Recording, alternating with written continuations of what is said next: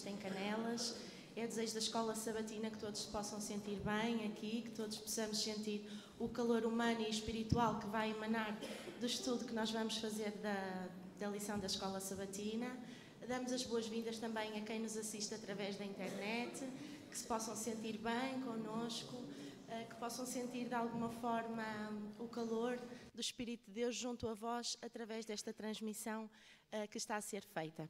Convidamos então todos os irmãos a se colocarem de pé e juntos vamos entoar as estrofes do hino número 155. Vive em mim.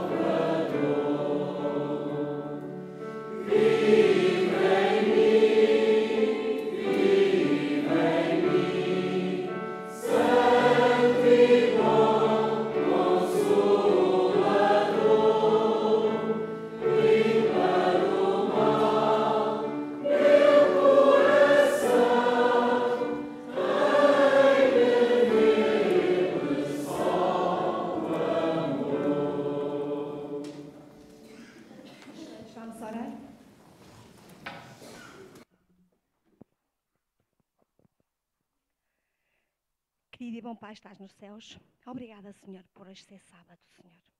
Obrigado, Senhor, pela semana que nos concedeste, pelas bênçãos que proporcionaste na nossa vida, Senhor. E às vezes por algumas situações menos fáceis, mas que nos ajudaram a crescer espiritualmente. Obrigada que ao fim de uma semana colocaste no nosso coração o desejo, Senhor, de estar aqui na tua santa casa, Senhor, para estarmos aqui juntos a aprendermos mais sobre ti. Obrigada pelos irmãos que já se encontram aqui na igreja e por todos aqueles que se dirigem para cá, Senhor. Que tu os possas abençoar e proteger, Senhor. E que no fim, Senhor, de hoje, deste dia de sábado, Senhor, nós possamos ter a nossa fé mais fortalecida, o nosso coração mais cheio de amor, Senhor. E que realmente, como o hino que acabamos de cantar, tu possas viver na nossa vida, Senhor. Para que tu possas fazer transformações importantes, Senhor, que nós precisamos ter como cristãos individuais e como igreja, Senhor, para sermos uma igreja unida, Senhor, uma igreja preparada para as tribulações que virão, Senhor, ou que estão neste momento, Senhor, e uma igreja, Senhor, pronta para pregar o Evangelho, para que a tua vinda possa ser abreviada. Dá-nos um bom sábado na tua companhia, dos teus santos anjos, que a tua presença possa estar aqui no nosso meio. São os favores que quero pedir humildemente. Amém.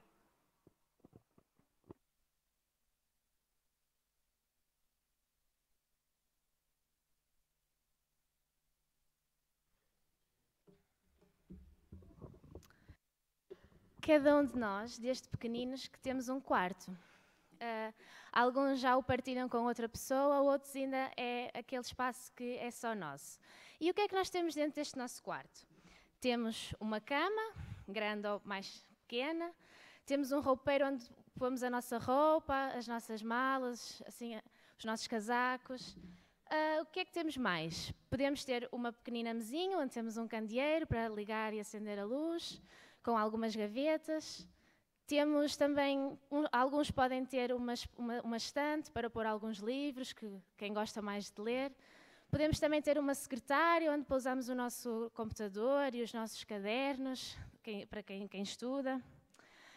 E este é um quarto relativamente simples, é um quarto assim pequenino e à medida que a semana passa, este nosso quarto, que está arrumadinho, o que é que lhe vai acontecendo? Nós chegamos a casa, ao fim de um dia de trabalho ou de aulas, pousamos a nossa mala, tiramos o nosso casaco, pomos em cima da cadeira, vamos tirando a roupa, vamos colocando lá no cantinho.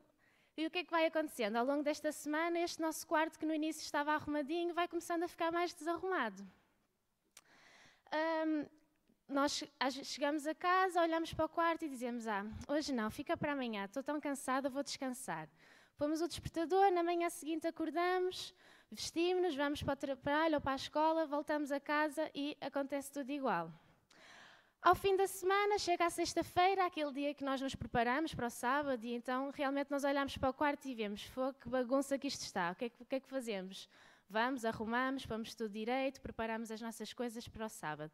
E então chega o sábado e nós olhamos para o quarto e pensamos: em relação ao que ele estava durante a semana, ele agora está bem arrumadinho, bem limpinho. Nós podemos pegar neste nosso quarto e fazer uma pequena reflexão para a nossa vida. Às vezes, nós somos este quarto que está todo desarrumado, todo bagunçado. Este quarto mostra-nos como é que funciona a nossa vida em relação aos nossos pecados. Quantas vezes é que nós deixamos a nossa casa cheia de pó? A nossa casa que somos nós, cheias de pó, por arrumar. Quantas vezes é que nós olhamos para nós e pensamos: hoje vou deixar para amanhã. Amanhã eu limpo a minha casa, amanhã eu arrumo o meu quarto. De tempos em tempos temos que fazer uma limpeza mais a fundo no nosso quarto, não é? Porque ela às vezes fica ainda com mais pó e temos que fazer uma limpeza assim bem geral para limpar todo o pó do quarto. O mesmo acontece connosco. Às vezes temos que fazer uma limpeza bem interior, bem funda em nós para limparmos todos os pecados que nós temos. E sabem, é impossível não pararmos de pecar, está na nossa natureza. Mas em 1 de João 1,8 diz: se dissermos que não temos pecados, somos mentirosos e em nós não há verdade. Contudo, é possível evitar o pecado. Nós sabemos que é possível evitar pecarmos. Sabemos que se andarmos numa vida com Deus, se pedirmos a proteção e a orientação dele todos os dias, ele vai nos ajudar a que nós não façamos aquele pecado mais do que uma vez. E afinal, em 2 de Pedro 1,3 diz: Deus nos tem dado tudo o que diz respeito à nossa vida e piedade. Por isso, a mensagem que vos quero deixar esta manhã é: limpemos e organizemos rotineiramente a nós mesmos. E em cada nova limpeza e organização haverá menos pecado e desordem dentro de nós. E aquele que encobre os seus pecados não prospera, mas quem os confessa e deixa alcança a misericórdia. Provérbios 28:13.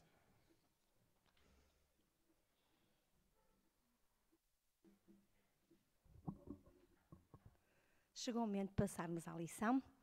A lição esta semana vai ser dinamizada por mim e pela Sílvia. Vamos pedir a colaboração à igreja, mas antes de passarmos ao momento da lição, eu gostava de falar um bocadinho daquilo que a lição que nós estudamos esta semana. A lição tem como título o Evangelho e a Igreja. E nós esta semana nós podemos estudar em nossas casas um conselho ou alguns conselhos que Paulo deu à igreja dos Gálatas naquela altura, um conselho muito atual para as nossas igrejas atualmente e que ajuda-nos, elucida-nos e chama-nos a atenção para nós como cristãos, que comportamento estamos a ter dentro da nossa igreja, que como irmãos estamos a ter um para com os outros, quais são as nossas atitudes, se essas atitudes que nós temos ou que nós tomamos faz-nos cumprir ou está-nos a fazer cumprir ou mostrar aos outros o que é cumprir a lei de Deus. e quais são as consequências da vida que nós levamos aqui nesta terra, dos nossos atos, das nossas escolhas. É sobre isto que esta semana nós estudamos na nossa casa e aqui todos juntos vamos poder dar as nossas opiniões, refletir naquilo que nós estudamos. E antes, então, de passarmos à dinamização da lição, ia pedir a todos os dinamizadores que se dirigissem às suas classes para fazerem as chamadas e terem os momentos de oração.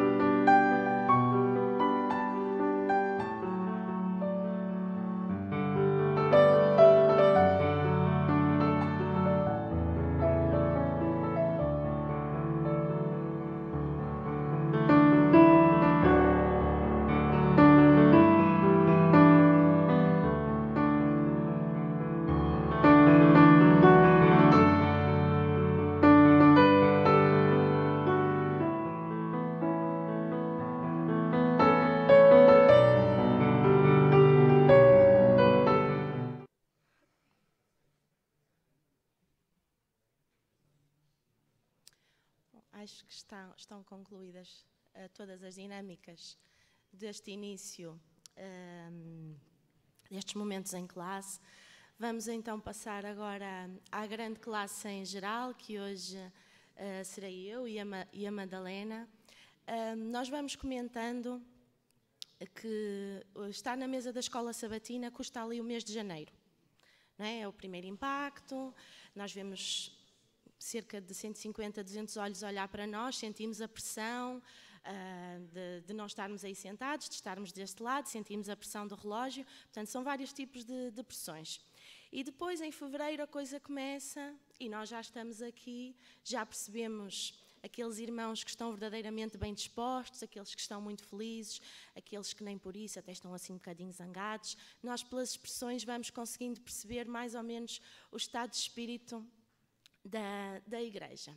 Mas estar aqui com a responsabilidade de sermos as dinamizadoras, e eu acho que tu vais concordar comigo, é diferente. Eu recordo-me que há 2 ou 3 sábados atrás, eu comentava com alguém, até creio que foi com a Celestinha, nós comentávamos que entre fazer a recapitulação da lição e entre fazer a pregação do culto, custa mais fazer a dinâmica da lição. Porquê? Porque os irmãos sabem exatamente aquilo que nós vamos falar, não é? E então nós temos que ter um estudo certinho, direitinho, estar orientado. Mas, por outro lado, também alivia um bocadinho a carga. Porquê? Porque não serei só eu a falar, não será só a Madalena a falar. Nós esperamos verdadeiramente que isto possa ser uma classe, que possa haver dinâmica, que os irmãos possam intervir sempre que o desejarem, só aguardando que cheguem o microfone para que quem está lá em casa possa ouvir aquilo que os irmãos têm também a dizer e não apenas nós. Nós vamos ter aquela dinâmica das perguntas, nós vamos ter 10 minutinhos para estarem reunidos em classe com um desafio que nós vamos lançar.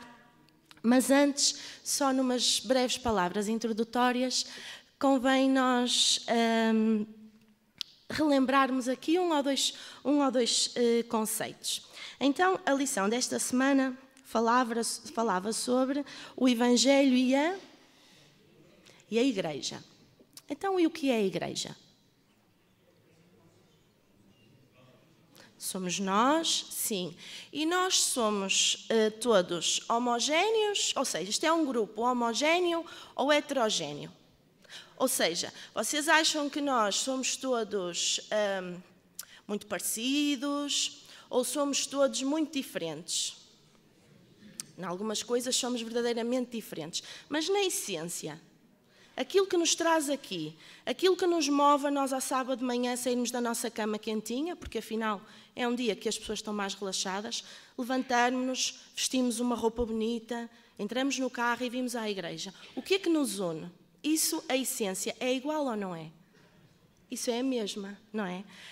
E então eu li esta semana que vir à igreja é quase como se fosse um estilo de vida. Os irmãos entendam este entre aspas. Então dizia assim, eu achei muito bonito e eu tomei nota, diz que a igreja é uma comunidade que se forma a partir daqueles que são alcançados pelo Evangelho. Ou seja, todos nós que estamos aqui sentados dentro destes bancos, fomos alcançados pelo Evangelho. Certo? Vamos partir do ponto de partida que estamos todos alcançados pelo Evangelho. Claro que podemos ir um bocadinho mais adiante, uns podem estar num patamar, outros noutros, mas isso agora, a partir do momento que nós entramos dentro daquela porta, a partir do momento que nós estudamos a Bíblia, a partir do momento que nós nos batizamos, nós fazemos parte de uma comunidade, nós estamos alcançados pelo Espírito de Deus e nós temos algumas responsabilidades. Temos alguns privilégios, nós recebemos a luz do Espírito de Deus, mas isso traz-nos serenidade, faz-nos encarar a vida com outros olhos, mas traz-nos também alguma responsabilidade. A responsabilidade de nós vivermos em comunidade. E uma comunidade aqui na igreja é tal e qual como na nossa família lá de casa. A nossa família lá de casa é perfeita. A minha não é, não sei se a vossa é, mas lá em casa nós cometemos erros, nós zangamo-nos, nós fazemos as pazes, nós voltamos a cometer erros, voltamos a zangar e voltamos a fazer as pazes. E isto, no fundo, é ou não é a essência do amor? O perdoar, o ser tolerante, o olharmos para o outro com um amor fraterno, não é?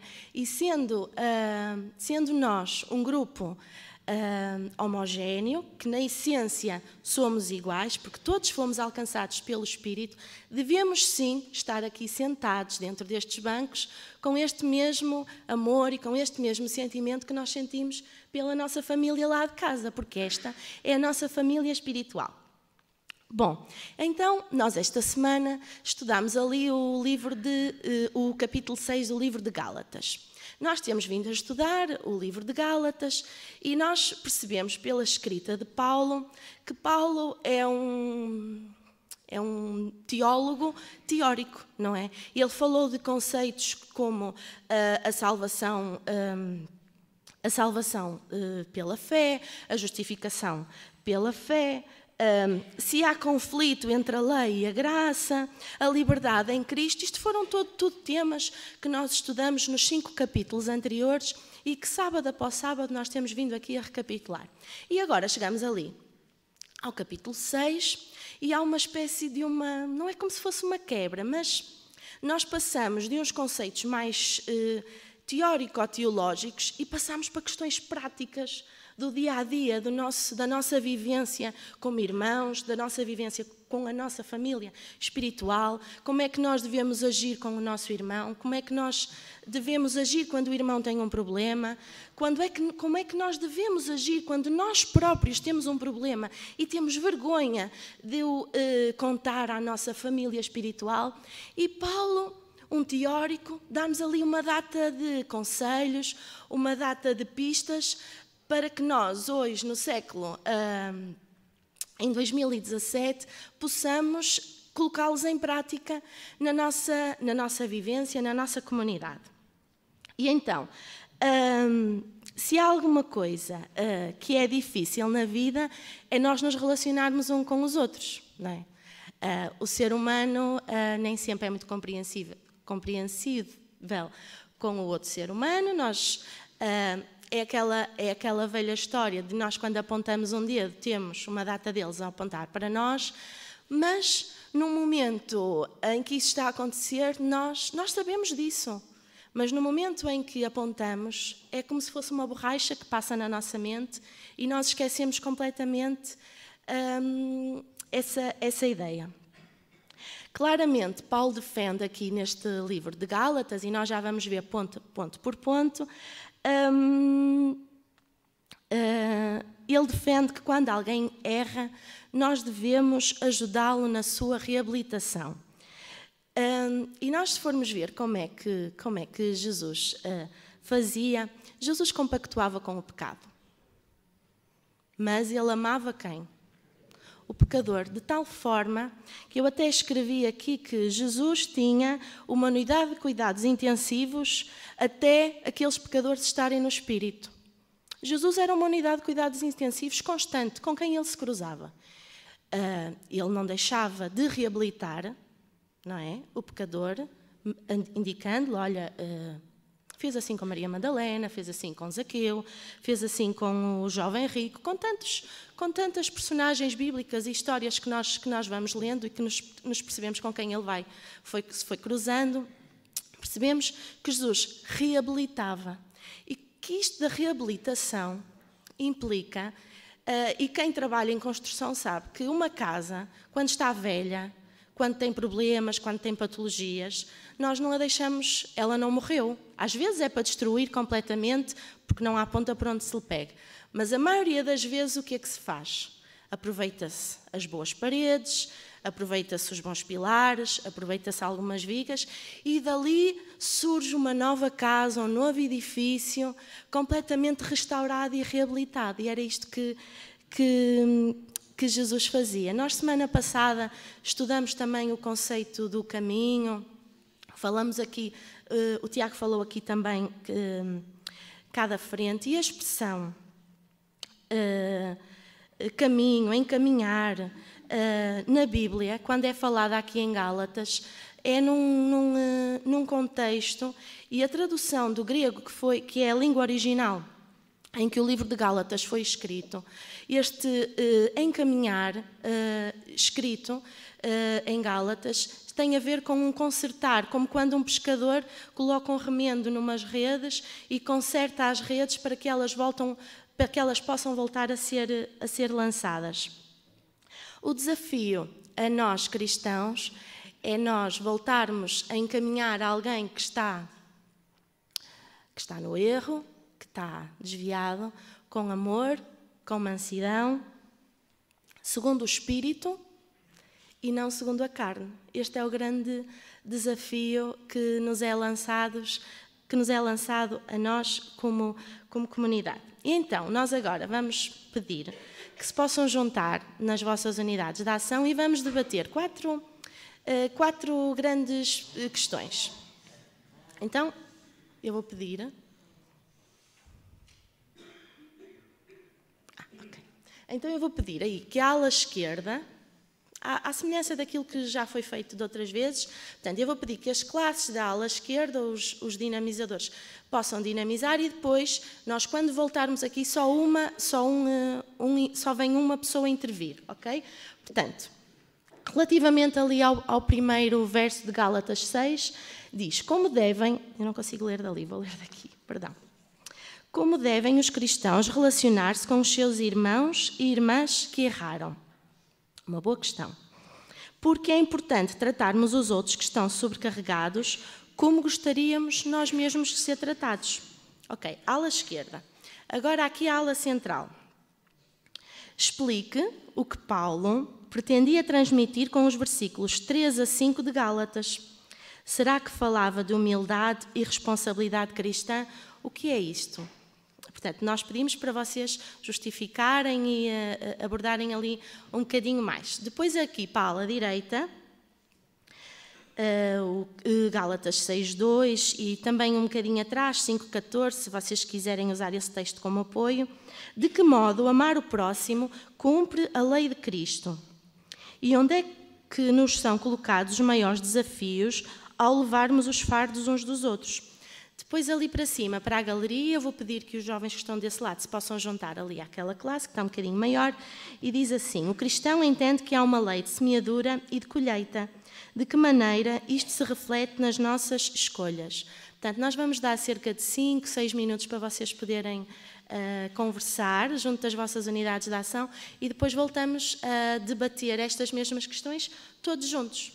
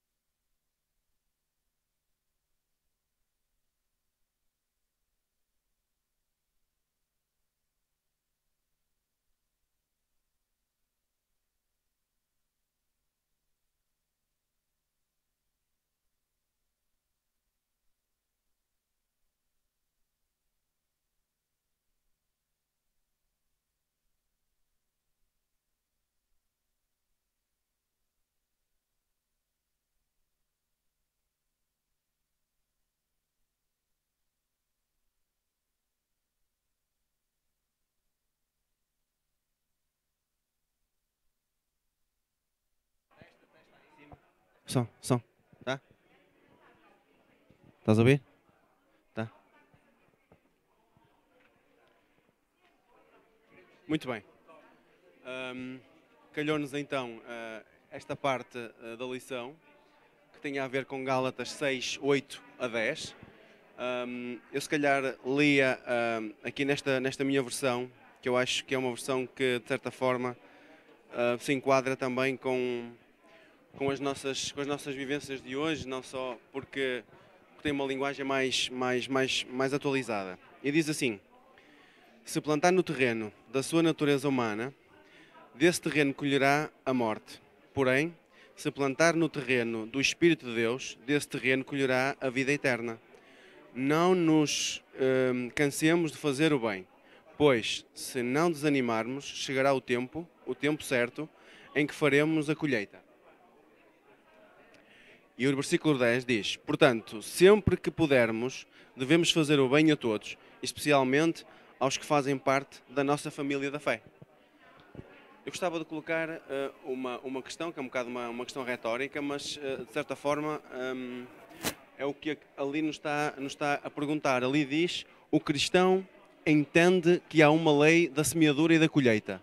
De que maneira isto se reflete nas nossas escolhas? No nosso dia-a-dia, com que noção é que nós temos que estamos numa semeadura em que foi feito uma semeadura e agora vai haver feita uma colheita? O que é que eu resumo de outra forma? Quem é o semeador? Podemos ser nós, ok? O semeador somos nós, a palavra, todo aquilo que divulga a palavra do Senhor. E quem vai fazer a colheita?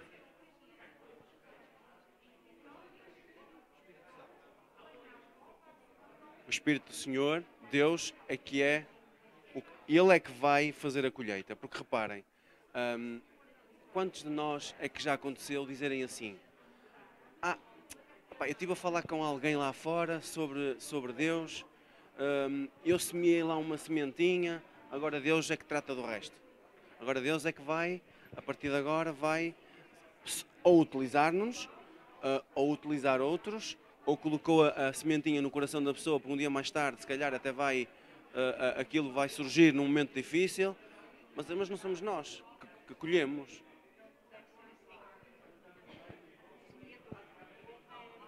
Um lavrador, quando bota a semente na terra, tem que a tratar. E se nós também a semearmos e não dermos amor a essa semente que a gente lançou para a outra pessoa, automaticamente a semente, se não for regada, se não for amada, se não for cuidada, ela pode murchar. E então, tanto é para o semeador como é para nós como semeadores a semear a semente que é a palavra de Deus. Se nós não cuidarmos dela também, à pessoa que a semeamos, às vezes é difícil só Deus fazer as coisas. Deus encaminha-nos para a gente ter a semente, mas nós também temos o cuidado de estar com essa pessoa e amá-la da mesma maneira. Sem dúvida, cabe-nos a nós semear, mas há alturas em que nós, já me aconteceu várias vezes, com certeza a toda a gente, pessoas que nós não conhecemos, em que plantamos a semente e nunca mais vimos essa pessoa. Ok? Portanto, bem, há aqui duas perspectivas. Há a perspectiva da pessoa que nós conhecemos, que aí vamos semeando, vamos... Exatamente. Portanto, mas neste caso, aqui está-nos a dizer de que maneira se reflete nas nossas escolhas. Que escolhas?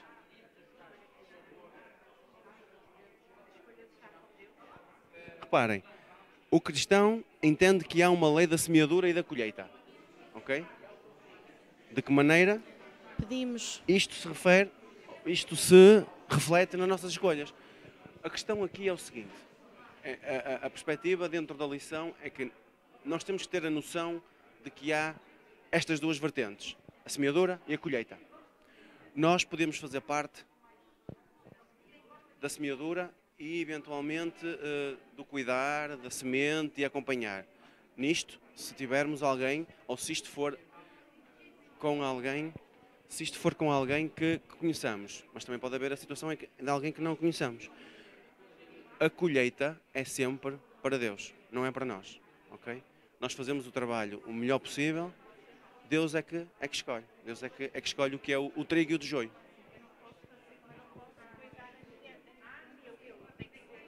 Ok, obrigado então, obrigado.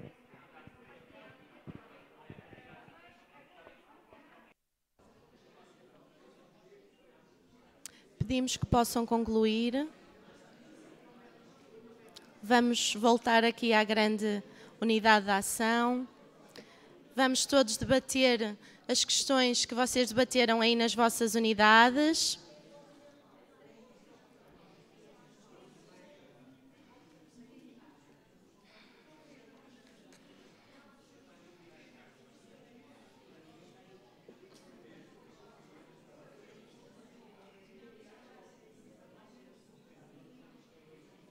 Vamos lá, já todos vamos ter a oportunidade de intervir. É bom perceber que o debate está aceso e que há muito a dizer.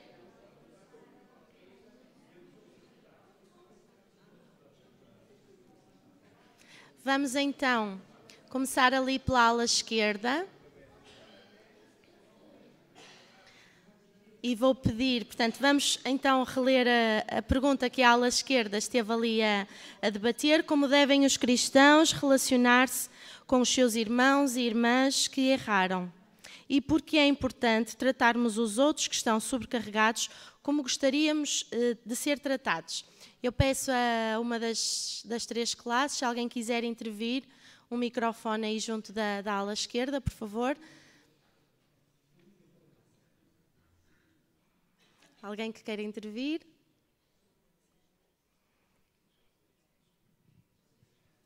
Bem,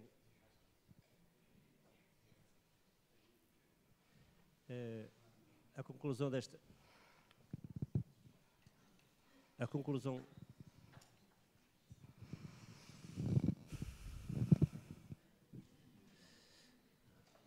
que nós chegamos a desta pergunta, ela dá para a lição toda e toda a manhã, não é?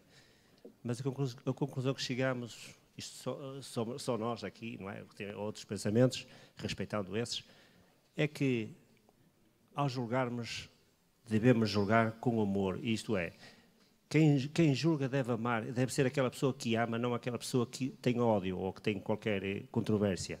E por isso, como devemos...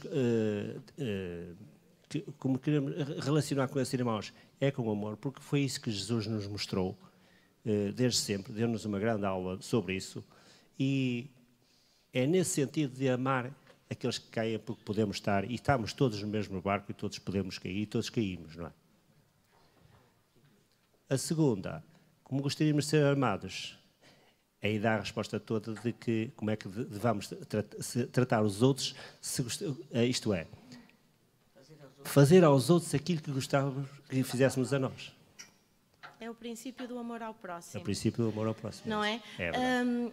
Nós, se calhar, eu só iria acrescentar que nem sempre é fácil, nós quando temos um problema, e eu falo por mim, nem sempre é fácil nós quando temos um problema, quer seja, sei lá, um problema profissional, um problema espiritual, uma dúvida, nem sempre é fácil nós irmos junto de alguém da igreja e dizermos assim, olha, eu estou com um problema.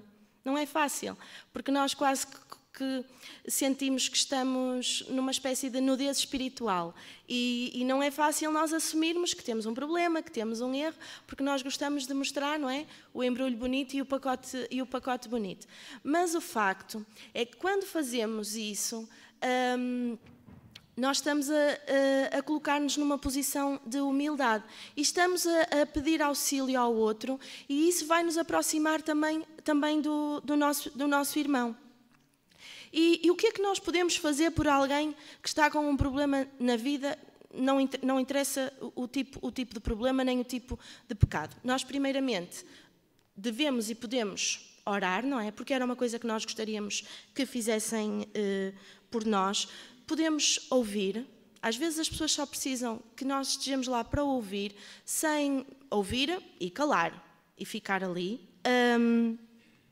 Visitar, dar conselhos, são coisas, é o princípio se eu tivesse na situação do outro, o que é que eu gostaria que me fizessem a mim? Se nós fizermos este exercício, quando estamos a tratar com o outro, será mais fácil. Vamos então passar para a questão 2, aqui da ala central. O que é que Paulo queria transmitir ali com os versículos 3 a 5? E será que ele falava de humildade e responsabilidade cristã? O que é isto? O que é que... Isto espremido, o que é que isto nos quer dizer? Alguém que queira intervir, por favor? Pode ser, Raquel, sim.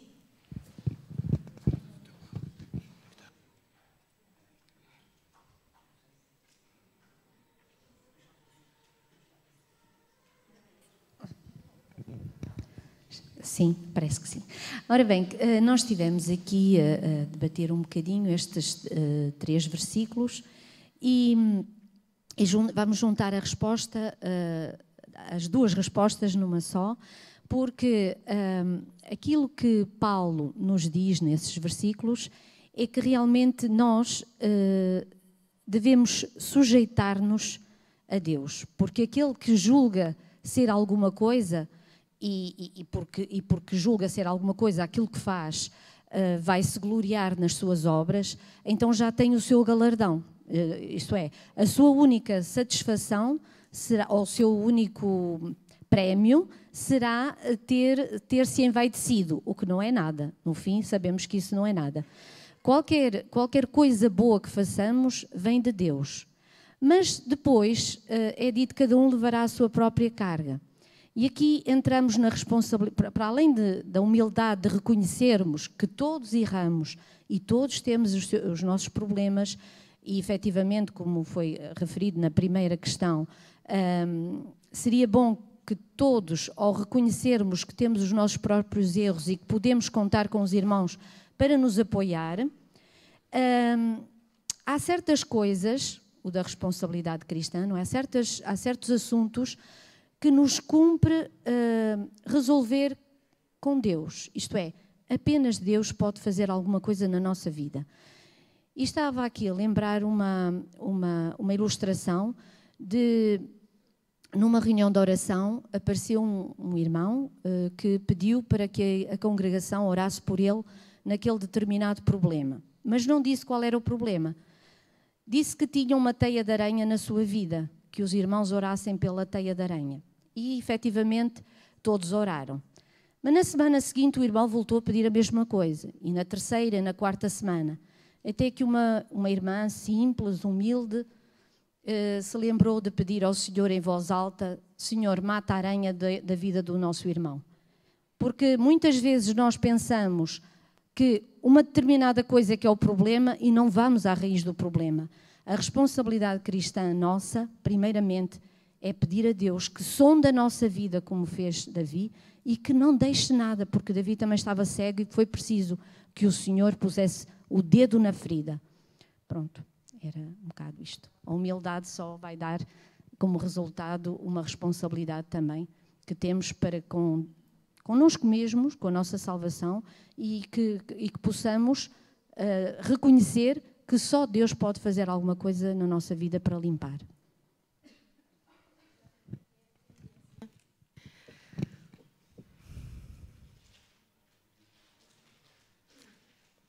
É a dependência total de Deus. Porque quando nós achamos que somos independentes, nesse momento nós já estamos completamente afastados. Vamos passar então aqui para a ala direita. Então, de que modo é que nós, ao amarmos o próximo, estamos a cumprir a lei de Cristo? E onde é que nos são colocados os maiores desafios ao levarmos os fardos uns dos outros? Alguém que queira intervir?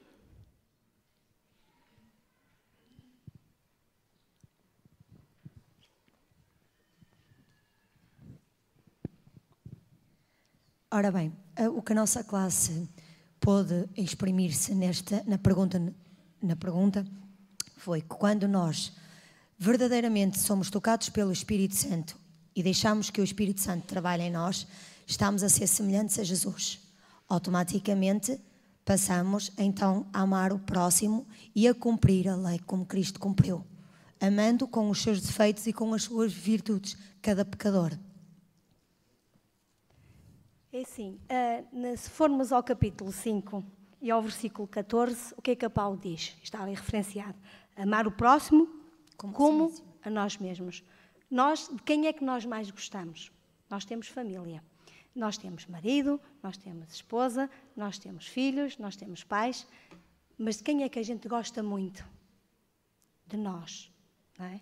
Então, se eu gosto muito de mim e quero ser bem tratada e faço melhor por mim, eu tenho que tratar os outros exatamente igual, como eu quero ser tratada. Porque é fácil eu maltratar alguém e mediante o mesmo problema, ia dizer, então aquela pessoa devia ter falado assim para mim e não falou. Mas como é que eu falei?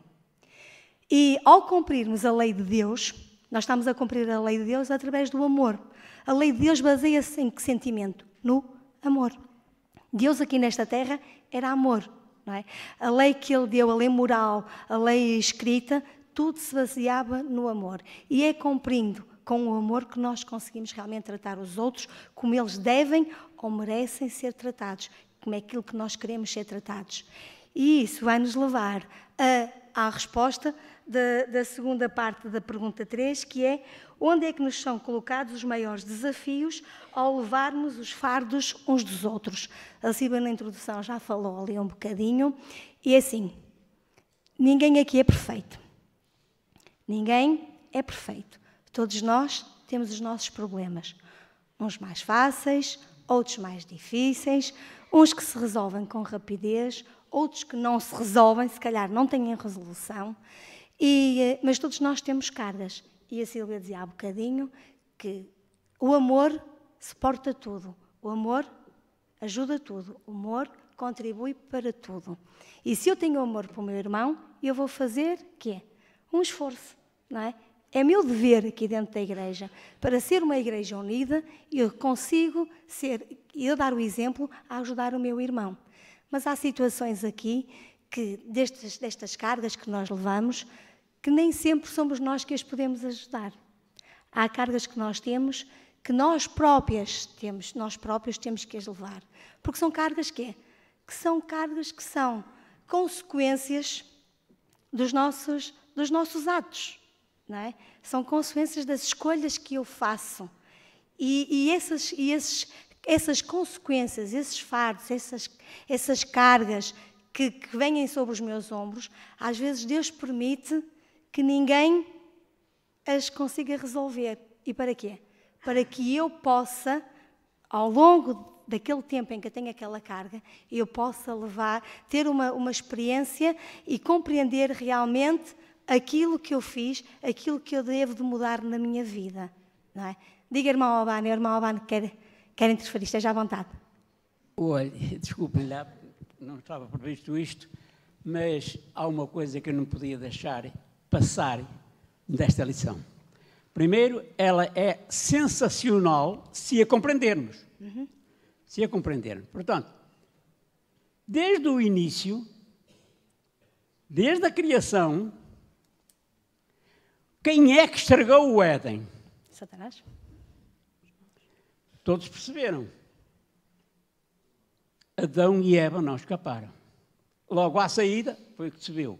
No fim, no dilúvio, reparem quantos milhares, milhões já haveria de pessoas. 8 só. Porquê, irmãos? E vamos continuar com o povo de Israel, quando Cristo veio para o que é seu e os seus? Não conheceram. Irmãos, esta é a guerra que temos que suportar. E temos que ajudar uns aos outros nesta batalha, porque uns são mais apanhados do que os outros. Uns são mais apanhados do que os outros, porque dão mais facilidade, porque na sua vida não têm o cuidado necessário. E todo que quiser viver em Cristo Jesus, todo, o que é que diz, irmãos? Padecerá? Para quê? Irmãos, muitas coisas que acontecem são como a irmã estava a dizer, e foi isso que me fez levantar a mão, Muitas coisas que acontecem são por nossa própria culpa. Nós vamos atrás do mal, nós gostamos do mal, nós temos prazer no mal, nós não sabemos, nem queremos aprender que o diabo hoje afastou-se de cena e usa o mundo para levar a igreja à derrota final. Portanto, muito cuidado e cada um tem que ser alertado. E temos que orar uns pelos outros, temos que alertar uns pelos outros. E tenham paciência de eu dizer estas palavras. Esta é a realidade. O inimigo não quer que ninguém aqui dentro se salve. E não vai descansar até ao fim. E não vai descansar até ao fim. E quanto mais próximo do fim, pior. Exatamente. E nós temos que ter consciência desta guerra. Não podemos andar aqui... Eu pertenço à igreja, eu faço parte da igreja, e eu não faço isto, eu não faço aquilo. Não é nada. Entrega o teu caminho ao Senhor. E esta semana voltou outra vez as meditações a falar. Não saias de casa sem Cristo. É o maior erro que se pode fazer na vida. E quantas vezes temos tempo para tudo, menos para aquele que quer ser o Senhor da nossa vida. Obrigado. Obrigada, irmã. Íamos só pedir que fizessem intervenções curtinhas. Está ali o primeiro irmão Zé Carlos e depois tu, Paulo, está bem? Mas intervenções curtinhas que é para podermos desenvolver a lição. Muito bom dia a todos, obrigado pela oportunidade. Em primeiro lugar, quero dizer que cada um de nós é um ser único e irrepetível. Portanto, somos diferentes totalmente uns dos outros. Essa é a grande realidade. Em segundo lugar, o apóstolo Paulo, que estamos a falar, em Gálatas diz o seguinte.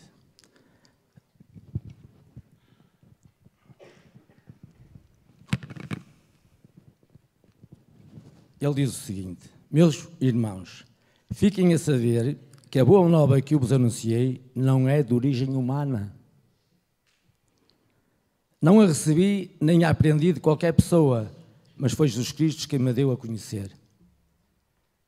O apóstolo Paulo tinha a certeza de quem era o seu mestre, quem o conduzia. Reparem, depois de ele ter recebido o Senhor Jesus, sabe o que é que ele fez? Ele ausentou-se para o deserto da Arábia. E aí meditou, orou, até ter a certeza que os seus pecados tinham sido completamente perdoados. A grande necessidade do ser humano é conhecer-se a si mesmo, conhecer qual é a sua condição. E só conseguirá conhecer se fizer como Paulo, se eu fizer como Paulo. Exatamente. Arranjar um espaço onde eu possa falar com o Senhor, pedir sabedoria, pedir perdão, pedir ajuda. Só Ele. Ele é o único, é o único a quem eu devo me dirigir em qualquer circunstância. Exatamente. Que isto fique bem assente. Em segundo lugar, em termos pragmáticos, eu devo de amar, eu devo servir. Em termos práticos, não é teóricos. E se assim o fizermos, sim, seremos a verdadeira igreja do Senhor. Reparem que eu li e volto a ler o que diz Gálatas em 5, e versículo que diz: de facto, a lei de Deus se resume num só mandamento: ama o teu próximo como a ti mesmo. E agora reparem novamente o que diz a palavra do Senhor, não sou eu. Mas tenham cuidado, se vocês se andam a morder e a devorar-se uns aos outros, estão a destruir-se. Isto é muito solene. E continuo.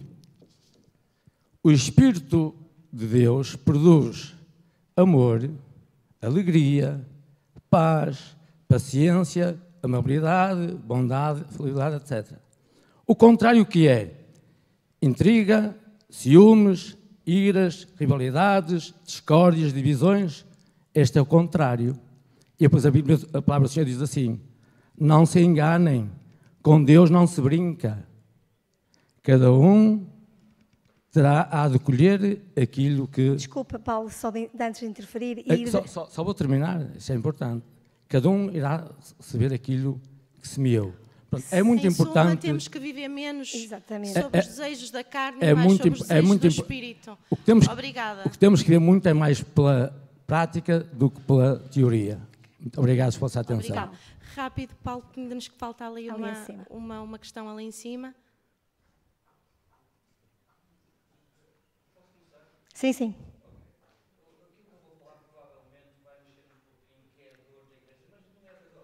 primórdios. Ou seja, em relação à questão que diz aos que erraram, aos subcarregados e aos que carregam fardos, o pastor Bilhão diz assim uma frase, que certas feridas, ou todas as feridas para serem curadas, têm de se desinfetar na zona infectada. Não é andar à voltinha com o algodão e com o álcool, tem-se de tocar na ferida. E provavelmente aquilo que eu vou dizer é preciso ter um bocado de coragem. Mas eu vou dizê-lo. Aqui há 3, 4 semanas atrás, esta parte, o Nelson falou, deu muita ênfase ao facto do cristão saber esperar, e custa muito esperar. Porquê? Porque nós gostamos de colocar a nossa mão. Mas a Bíblia diz assim, os que esperam no Senhor renovam as suas forças. E espera no Senhor e tem bom ânimo. Na semana seguinte, a Celeste, eu até apontei aqui, pedi uma caneta à Cristina, e apontei aqui uma frase que eu não consigo ler sem óculos, que a Celeste falou de um trecho de Ellen White. Já agora, ela fez um comboiozinho daquilo que nós devemos ser. A Celeste falou assim, liberdade, desejo da carne, libertinagem, sermos inabaláveis e libertação. E eu agora questiono, qual é a locomotiva que está neste comboiozinho? Do lado da libertação e depois, por sua vez, a nossa libertinagem vai à vida, o desejo da nossa carne morre, ou não renuncio ao meu eu e ponho a locomotiva do lado da liberdade e depois dou asas à libertinagem, ao desejo da carne e por aí fora. Não sou inabalável, pelo contrário. Abraão tinha um Paulo, concerto com Deus. Sim, muito rapidamente. Desculpa, Paulo. Por favor, deixa-me falar. Por favor. Abraão tinha um concerto com Deus e a certa altura, precisamente no foco da promessa, ele deu asas à sua carne. Deus lhe incriminou? Não. Até o chamou o pai da fé. Mas o que é certo é que ele fez aquilo que não devia ter feito. Jesus, a certa altura, foi constatado com uma Maria pecadora. Estavam os apedrejadores, os acusadores, os caluniadores, coisas que falou agora o Zé Carlos. Por norma, os caluniadores vêm um bocadinho ao encontro da vida de Abraão e de... como é que era?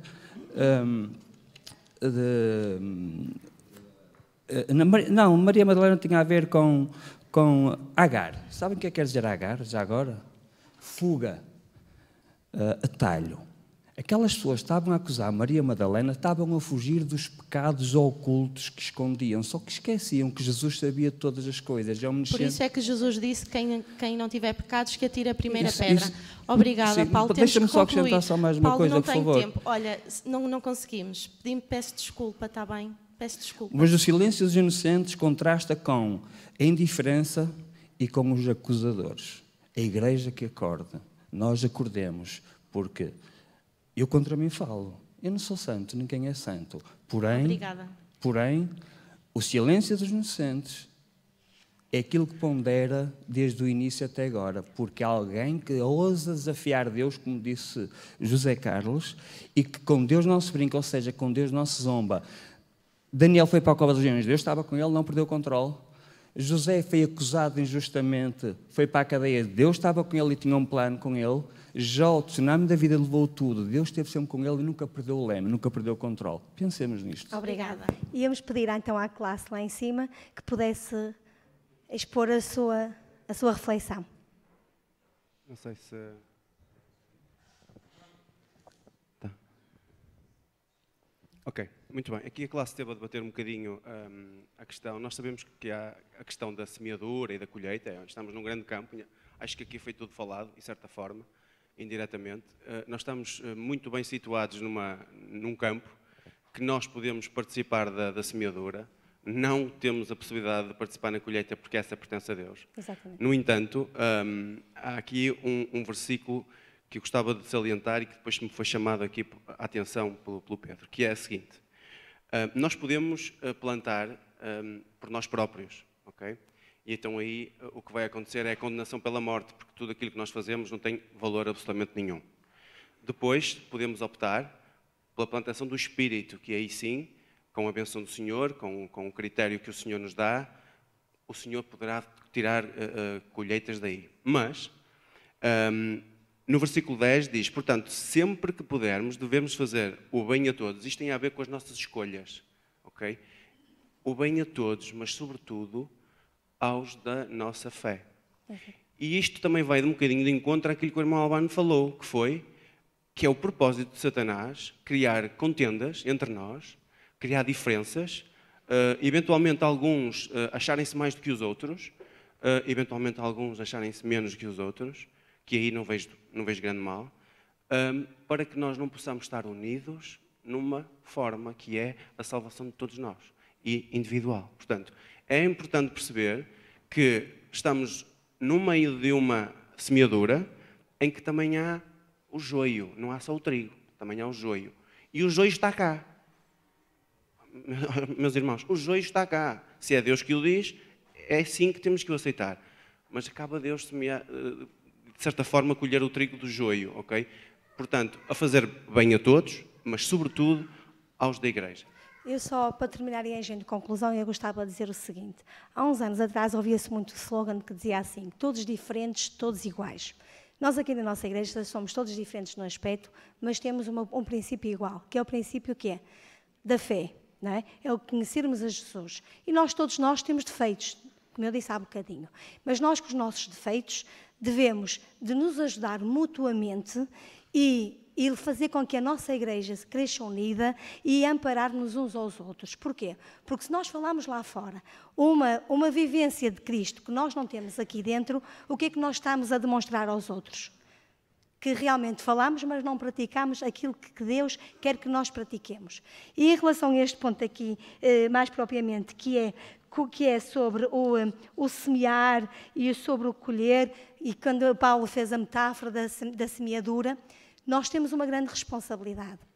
Nós, desde que no momento que conhecemos a Jesus, nós estamos a semear, nós estamos a plantar. O que é que nós estamos a fazer com as sementes que eu coloco? Como é que eu estou a tratar das sementes onde é que eu coloco, em que terreno é que eu coloco? Eu sou responsável, ou Deus dá-me a liberdade, para eu fazer bem o que eu quiser. Nós temos livre-arbítrio. Eu posso falar o que quiser, eu posso fazer o que quiser, eu posso opinar sobre o que eu quiser. Mas tudo isso, aquilo que eu quero fazer, que eu tenho liberdade para fazer, pode ter uma consequência. E só depende de mim, e só de mim, se essa consequência é boa ou é má. Se eu faço essa escolha ou faço essa semeadura num terreno bom ou num mau terreno. Eu não posso plantar batatas. Eu outro dia tinha estado a estudar, a ver na net e dizia assim, se eu semear batatas, eu não posso colher lentilhas. Portanto, se eu semear o mal, eu não posso colher o bem. E vice-versa. Se eu colho o bem, automaticamente eu vou colher o bem. Não é? E as atitudes que eu tenho podem trazer não só consequências para mim, mas consequências para os outros. E essas consequências nos outros podem fazer que um irmão possa esmorecer na sua fé. Um irmão possa sair da igreja. Alguém de lá de fora possa querer afastar-se de Jesus. Temos que ter muito cuidado. E há outra coisa que de Jesus nos diz em Gálatas, Paulo alertou para Gálatas 6:7, que diz o seguinte, todas as nossas escolhas, Deus sabe aquilo que nós fazemos, que nós nunca nos esqueçamos de que podemos enganar Deus, de que podemos criar ali um joguinho para que Deus nos desculpa, que Deus nos perdoe. Não, é impossível. Deus é um Deus de justiça. E se a justiça não for agora, no dia de quando Jesus vier, na segunda vinda, Jesus vai nos dar a recompensa que nós merecemos. Uma recompensa boa ou uma recompensa má. E outra coisa que eu queria deixar aqui, também um alerta, é que eu posso fazer as escolhas, mas jamais eu posso escolher as consequências que eu vou ter na minha vida. Portanto, se eu não posso escolher as consequências que eu vou ter na minha vida, eu tenho que escolher aquilo que eu quero fazer para que tenha uma boa consequência, uma boa repercussão para mim, para a minha família e para a igreja. Obrigada, bom sábado. Obrigada a todos. Desculpem cortar algumas intervenções, mas o relógio efetivamente não para. Obrigada.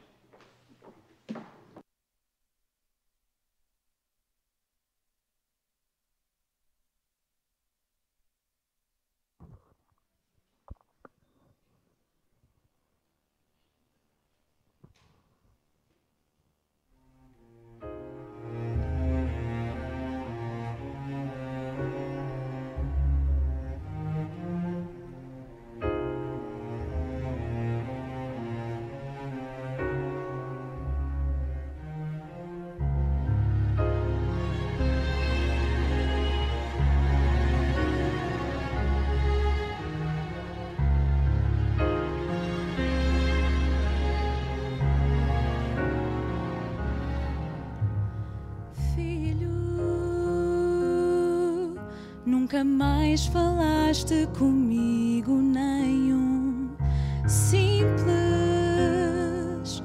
obrigado, porque hoje tenho vida.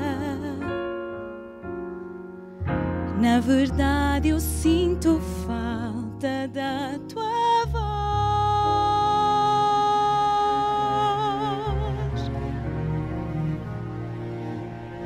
Quantas vezes tu vieste a mim e eu estive sempre a te escutar, a te ajudar e a dar-te força. É verdade, eu gosto muito de ti,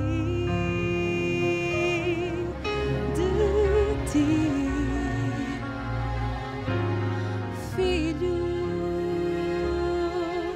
Andas longe, andas triste, tão sozinho. Na verdade, tu não passas de um menino perdido, querendo se encontrar.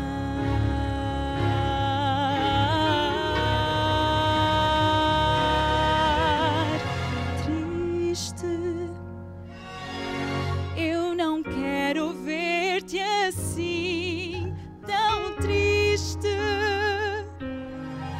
Mas longe de mim tu só vais ser triste. É só chamares que eu vou correndo te encontrar.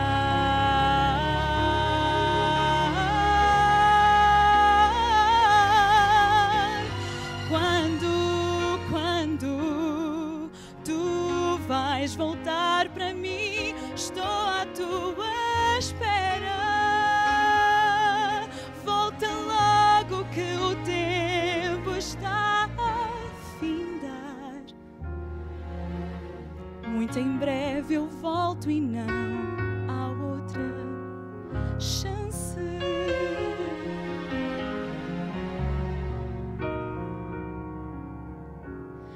Filho, tanta coisa para dizer, meu filho. Tenho um presente para ti, oh, volta, filho. É verdade, eu gosto muito de ti.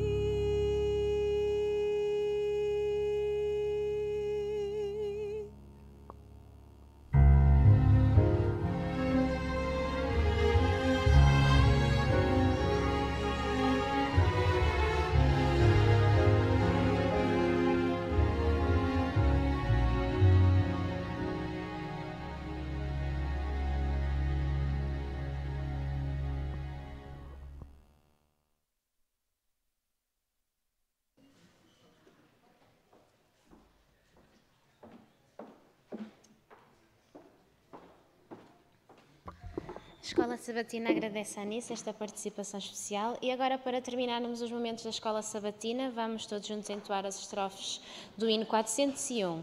Abre, Senhor, os meus olhos, a primeira e a última estrofe.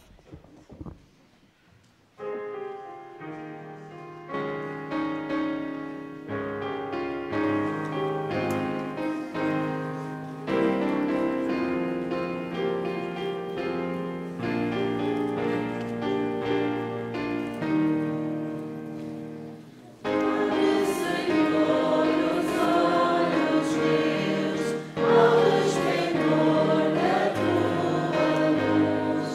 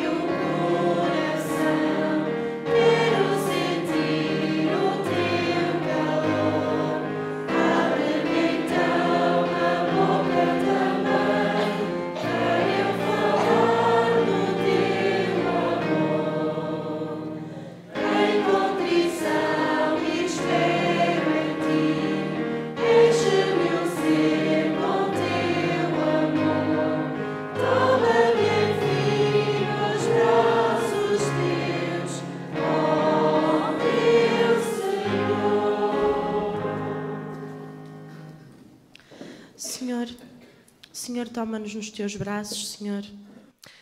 Nós sentimos que muitas vezes somos sepulcros caiados, Senhor. E nós queremos estar nos teus braços, Senhor. Coloca-nos de joelhos, Senhor. Coloca em nós a vontade de estarmos de joelhos para depois então cairmos nos teus braços, Senhor. Senhor, ajuda-nos a viver mais segundo a vontade do Espírito e menos segundo a vontade da nossa carne, Senhor. Tira os desejos carnais do nosso coração, Senhor. Ajuda-nos a sermos servos espirituais e não servos carnais, Senhor. Toma a tua igreja, Senhor, nas tuas mãos. Senhor, abençoa-nos. Estamos aqui para trabalhar, Senhor, somos teus servos. E suplicamos, Senhor, o derramamento do teu Santo Espírito sobre todos nós. Guarda-nos e protege-nos, é o que te pedimos e agradecemos em nome de Jesus. Amém.